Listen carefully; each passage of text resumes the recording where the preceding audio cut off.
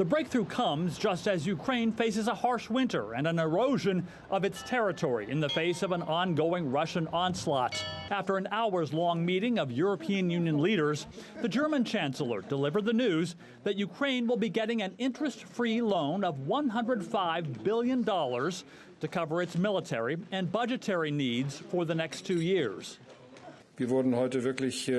Now we have to wait and see what is discussed in the United States over the next few days, and we will have to see how Russia behaves. Is the pressure enough to bring them to the negotiating table, or do we need to increase it further? In any case, we must be prepared for the worst-case scenario of having to finance Ukraine for even longer.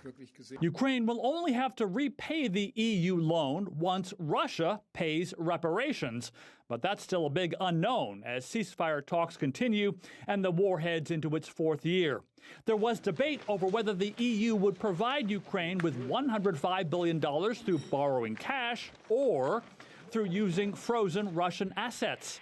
Belgium, where much of those frozen assets are held, argued that using the Russian assets would cause chaos and division. And its prime minister said the unanimous decision to ultimately use borrowed funds instead keeps the EU united. French President Macron praised the decision, saying the EU delivered what it had committed for Ukraine. Prior to the decision, Ukrainian President Zelensky stressed the urgency. We can have loan discussions, but every day something hits something, something flies over somewhere, and these things must be shut down. So either our partners give us licenses or missiles, or they help us with money, and then we procure it on our own. There is no other way. Hungary's Viktor Orban ultimately agreed to the plan, but reluctantly. Because I would not like to see a European Union which is in war. To give money means war.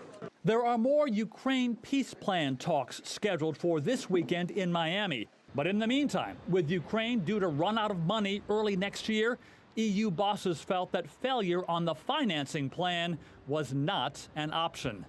Andy Roesgen, TRT World.